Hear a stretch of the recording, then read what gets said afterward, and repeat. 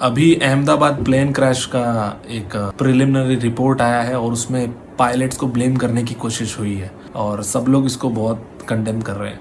But मेरे को एक बात कहना था, इंडिया में पिछले 25 सालों में पब्लिक पैसेंजर प्लेन के सिर्फ और सिर्फ 3 एक्सीडेंट हुए हैं। 3 एक्सीडेंट। आप लोग बोलेंगे यार हर साल तो कुछ ना कुछ सुनाई देता रहता है प्लेन के क्रैशेस या इंसिडेंट्स। मैं उसकी बात नहीं कर रहा, क्योंकि वो आप सोच रहे वो प्राइवेट छोटे एयरक्राफ्ट हो सकते हैं, कोई ट्रेनर एयरक्राफ्ट हो सकता है, कोई हेलीकॉप्टर हो सकता है या कोई फाइटर जेट एयरफोर्स का हो सकता है। मैं उसकी बात नहीं कर रहा हूँ, मैं बात कर रहा हूँ पब्लिक पैसेंजर प्लेन की, जिसमें हम और आप रेगुलरली ट्रेवल करते हैं। उसके सिर्फ 25 साल में 3 क्रैशेस हुए हैं। तो मैं बस चेक कर रहा था कि इस बात के ऊपर कोई गौर नहीं कर रहा है या इतना बोल नहीं रहा है कि ये तीनों एयर क्रैशेस जो है वो एयर इंडिया के ही थे। इसके ऑपरेटर एयर इंडिया ही है। मतलब हमारा रिकॉर्ड देखिए आप कि 3 क्रैश और तीनों के तीनों एयर इंडिया के ही, और स्टिल ये कंपनी वर्क कर रही है। इसका रिकॉर्ड देखा जाए तो रेगुलर नेग्लिजेंस का एक रिकॉर्ड है। बहुत बार एयर इंडिया ट्रोल हुआ है, बट मुझे नहीं लगता कि एयर इंडिया की उतनी पिटाई हुई है जितनी की होनी चाहिए थी, और ये कंपनी बंद हो जानी चाहिए थी। प्लेन क्रैश हो जाना नेग्लिजेंस के through is a serious crime, और ये लगातार